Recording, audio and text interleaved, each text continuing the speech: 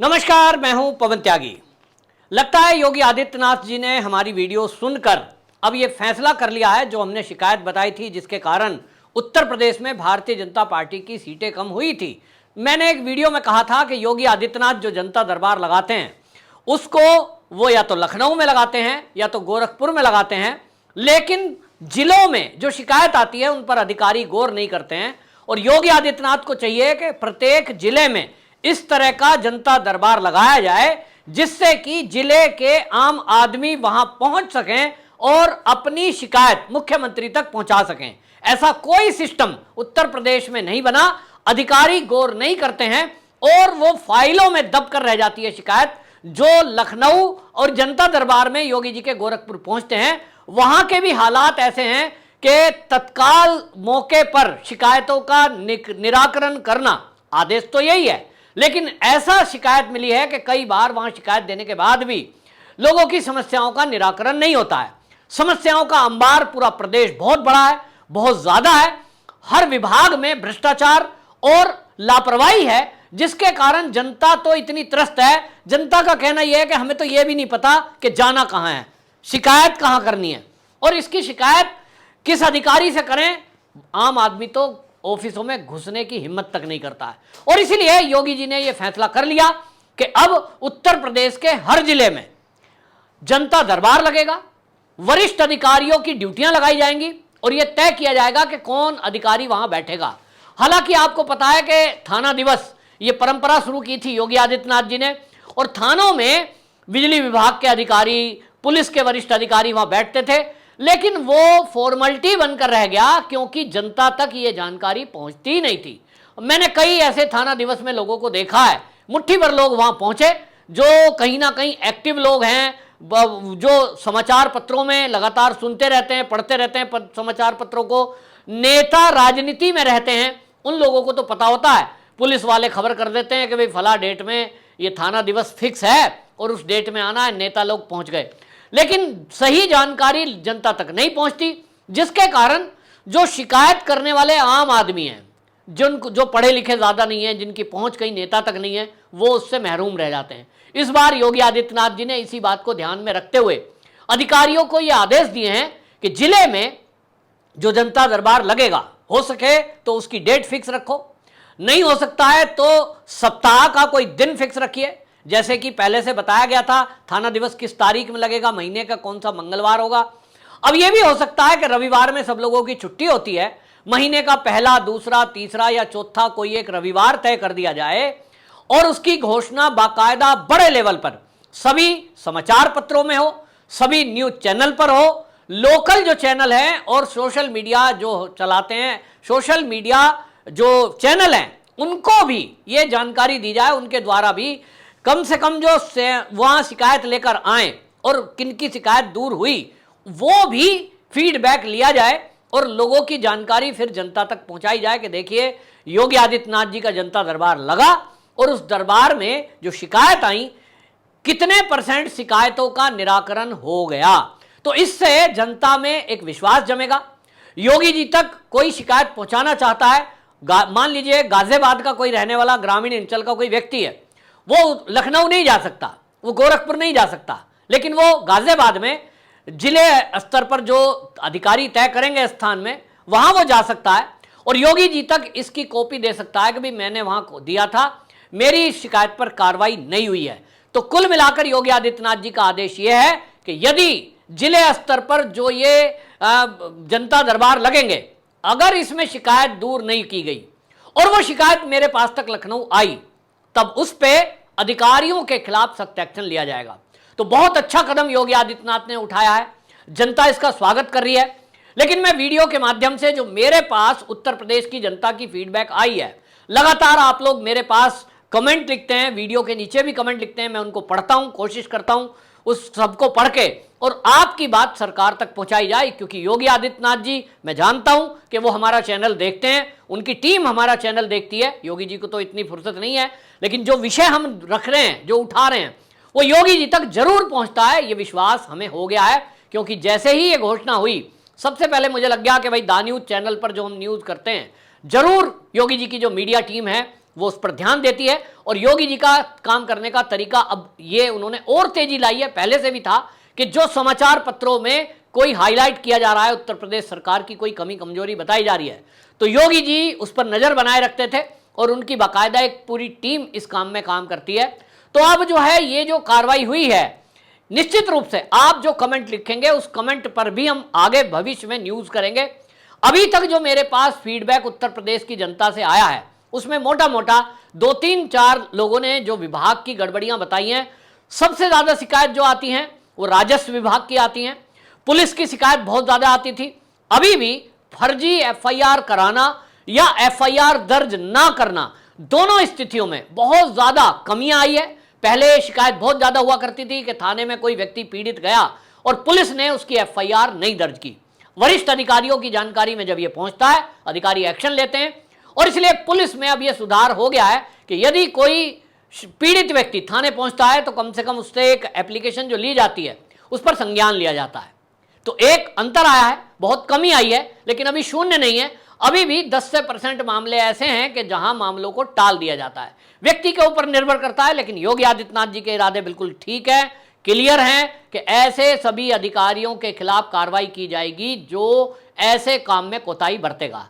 मैंने फीडबैक की बात की तो फीडबैक में मेरे पास जो जानकारी है उसमें एक तो बिजली विभाग, लगातार मेरे पास ऐसे फीडबैक आ रहे हैं कि बिजली विभाग में जो ए.के. शर्मा जी बिजली मंत्री हैं, विद्युत मंत्री हैं, उन्होंने उत्तर प्रदेश में भ्रष्टाचार को, बड़े लेवल पर जो भ्रष्टाचार था उसको खत्म करने का प्रयास किया है। और मैं ये कह सकता हूं कि काफी स्तर पे, यानी मैं ये कह सकता हूं कि 75% भ्रष्टाचार ऊपर लेवल पे जो होता था उसको तो ए.के. शर्मा जी ने खत्म कर दिया, लेकिन निचले स्तर पर अभी भी भ्रष्टाचार है। और उसका एक कारण बताऊं, मुझे किसी ने लिखा प्रयागराज के विषय में, मुझे लिखा कि प्रयागराज में संविदा पर जो काम करने वाले लोग हैं, जो कॉन्ट्रेक्चुअल बेस पर काम कर रहे हैं, विभाग में लाइनमैन हैं, मजदूर हैं, कोई ऐसा काम करते हैं, आप सोचिए सारा काम ठेकेदार की लेबर करती है, सारी जिम्मेदारी उसकी है, लेकिन उनको वेतन नहीं मिलता। वो कहते हैं साइन कराए जाते हैं कुछ पर और दिए जाते हैं आधे पैसे। 14,000 पर हस्ताक्षर कराकर 7,500-8 हजार रुपया देना, बाकी जो कट है वो कट ठेकेदार अपनी जेब में रखता है। और ठेकेदार ऑफ द रिकॉर्ड ये कहते हैं कि हमें अधिकारियों को ये कमीशन में देना पड़ता है। फाइल सिग्नेचर कराने पर कमीशन फिक्स किया जा रहा है। यह भी कहा जा रहा है अब ये अधिकारियों के खिलाफ ये जांच कौन करेगा, इसके लिए एक पारदर्शी सिस्टम बनाना पड़ेगा। और मैंने जैसा कहा है कि यदि आप पारदर्शी सिस्टम बनाएंगे तो सबसे पहले ध्यान देना पड़ेगा जो हमारे एम्प्लॉई हैं, वो एम्प्लॉय किस हालत में काम कर रहे हैं। मैंने पहले भी इस बात को उठाया कि जब लाइनमैन को या जो भी कॉन्ट्रेक्चुअल बेस पर ठेकेदार की लेबर के रूप में काम कर रहे हैं, अगर उनको वेतन पूरा नहीं मिलेगा तो वो परिवार कैसे चलाएगा, निश्चित रूप से भ्रष्टाचार करेगा। भ्रष्टाचार करने के लिए उसको मजबूर किया जा रहा है। तो ये कह के कोई काम नहीं कर सकता कि साहब हमारा कोई वास्ता नहीं है, हमने तो ठेकेदार को ठेका दे दिया, अब वो काम उसको कराना है ना। ऐसा कहेंगे तो देखिए जो आम आदमी है, जो लाइनमैन है, जो मजदूर है, बिजली विभाग में काम कर रहा है, उसके दिमाग में ये नहीं है कि मैं ठेकेदार द्वारा शोषित हो रहा हूं। वो सीधा कहता है कि योगी राज में मेरा शोषण हो रहा है। इंपैक्ट योगी जी के सरकार पर पड़ता है, दाग कहां लगता है, योगी जी की सरकार पे। तो योगी जी को इस पर संज्ञान लेना होगा कि एक ऐसा सिस्टम डेवलप करें कि जितने भी कॉन्ट्रेक्चुअल बेस पर संविदा पर लोग नौकरी कर रहे हैं उनकी जो वेतनमान तय हुआ, ये लेबर का तय होता है, लाइनमैन का तय होता है, अनट्रेंड लाइनमैन है, उनको 14,000 रुपए तय होते हैं, तो उनका 14,000 अकाउंट में जाना चाहिए। अकाउंट में जाएगा तो उसमें कोई कटमनी नहीं ले पाएगा, ठेकेदार पूरी पेमेंट करेगा। और अगर ठेकेदार उसके बावजूद भी कोई गड़बड़ी करता है, उसके लिए कोई शिकायत करने के लिए स्थान बनाया जाना चाहिए और बाकायदा इसके लिए कोई एक नोडल अधिकारी तय होना चाहिए जो इन शिकायतों को चेक करे। तभी योगी जी की छवि ठीक होगी, योगी सरकार की छवि ठीक होगी। दूसरा आपको बता दूं, इसमें राजस्व विभाग, जैसा मैंने पहले कहा, रजिस्ट्रियों में घपला, अभी भी 2% कमीशन लिया जा रहा है। योगी आदित्यनाथ इस पर स्वतः संज्ञान लें कि जो रजिस्ट्रियां होती हैं, रजिस्ट्रार ऑफिस में ये जो सिस्टम बनाया गया है कि उनको अपलोड किया जाता है पेपर को, और अपलोड करने में मैंने खुद देखा है एक जगह, मैं नाम नहीं बताऊंगा अभी, वहां कार्यालय में जो पीछे से जाते हैं उनके सबके काम फटाक से हो जाते हैं, बाकी के लिए कह दिया जाता है सर्वर डाउन हो गया और आपकी रजिस्ट्री जो है अपलोड नहीं हो रही है। और इस तरह के चक्कर कटाए जाते हैं। आदमी दुखी होकर कहता भाई जो लेना देना है ले लो, मेरा काम आज ही कर दो, काम छोड़ के आया हूँ। इस तरह की शिकायतें हैं, उसको दूर किया जाए रजिस्ट्रार लेवल पर। दूसरा, परिवहन विभाग के बारे में बताऊं। उत्तर प्रदेश में अगर आनंद विहार बस अड्डे पर ही योगी जी किसी अधिकारी को भेज दें, ये मैं सीधा सीधा चुनौती देते हुए बोल रहा हूं, क्योंकि मैंने अपनी आंखों से खुद देखा है। रात के समय में लाइन लगाकर, और दिन में भी चलती हैं, डग्गा मार बसें चलती हैं, उनके पास कोई परमिट पूरा नहीं है और केवल अधिकारियों की जेब गर्म करते चले जाते हैं। दिल्ली से आनंद विहार से बस स्टार्ट होगी, बिहार तक बसें जाती हैं। जितने थाने चौकी पड़ते हैं, कहा यह जाता है, मैं पक्का इसको नहीं बता रहा हूं, लेकिन मेरे पास जो फीडबैक आई है उसके आधार पर लोगों ने बताया कि ये बस वाले, इनका फिक्स रेट है और जहाँ जहाँ थाना पड़ता चला जाएगा उनके पैसे फिक्स हैं। वो एक सिस्टम बना रखा है, उसके जरिए पहुंच जाता है। ARTO इसमें शामिल है, ऐसा बताया जा रहा है। अब इसकी जांच योगी जी कराएं कि ये जो आनंद विहार बस अड्डे से बस चल रही हैं, ये तो एक उदाहरण मैंने दिया, पूरे उत्तर प्रदेश में इसी तरह डग्गा मार बसों का संचालन हो रहा है, जिससे रोडवेज की बसों को घाटा हो रहा है। रोडवेज की बसें लगातार योगी जी खरीद रहे हैं, तो वो बसें खाली जाएंगी, ये बसें भरकर जाती हैं, क्योंकि लोगों को सुविधा मिल रही है। लोगों को आप आनंद विहार बस अड्डे आइए, वहां आपको एजेंट घूमते दिखाई देंगे, और कई बार तो रोडवेज की बस की तरह ही रंगाई पुताई कर रखी है, डिजाइन बना रखा है, लोग सोचते हैं रोडवेज की बस है, और बस अड्डे के बाहर खड़ी हैं, आवाज लगाई जा रही है, लोगों को इसमें पता भी नहीं चलता। ये दिल्ली और यूपी दोनों जगह के ट्रैफिक पुलिस के लोग मिलकर के इस काम को करा रहे हैं। तो योगी जी से लोग ये कह रहे हैं कि इस डग्गा मार बसों का जो संचालन है, इस पर भी संज्ञान लिया जाए। ARTO के पास जो पैसे जा रहे हैं, कहा जा रहा है, उस पर भी ध्यान दिया जाए, लगाम लगाई जाए। इसी तरह सड़कों पर अतिक्रमण, इस पर फिर से ठंडे बस्ते में बात चली गई। कभी कभी जब बहुत ज्यादा मकान बन जाते हैं तब बुलडोजर चलता है, लेकिन जब रोड पर अतिक्रमण हो रहा है, दुकानदार आगे सामान बढ़ा रहे हैं, ये हर जगह चल रहा है। आप बाजार में चले जाओ, आपका निकलना दूभर है, और ये अतिक्रमण लगभग सब जगह है। तो इस पर अधिकारी कोई संज्ञान नहीं लेते। AC में गाड़ी में बैठ के आते हैं, फिर AC ऑफिस में दिन भर बैठते हैं, कुछ फाइलों पे साइन करते हैं, और DM हो या SSP हो, इनकी ड्यूटी पूरी हो गई। मैंने तो कभी रोड पर किसी DM को अपने एरिया में देखा नहीं कि साहब DM SDM कभी कहीं क्षेत्र में भ्रमण कर रहे हैं कि सड़क पे गड्ढे कहाँ हैं, अतिक्रमण कहाँ हो रहा है। तय बाजारी में आप निकल नहीं सकते। साप्ताहिक बाजार निकलते हैं, सोमवार को यहाँ, मंगल को यहाँ, बुध को यहाँ, गाड़ी लेके निकल नहीं सकते। कौन लगवाता है ये मुझे बताने की जरूरत नहीं है। और इसलिए बहुत ज्यादा ये मामला है। एक सबसे महत्वपूर्ण है मिलावटी सामान। उत्तर प्रदेश सरकार हो या कोई भी सरकार हो, सबने एक विभाग खोल रखा है, नापतोल विभाग, और जांच विभाग भी है, खाद्य आपूर्ति, फूड इंस्पेक्टर, सब जगह है, लेकिन जांच कहीं नहीं है।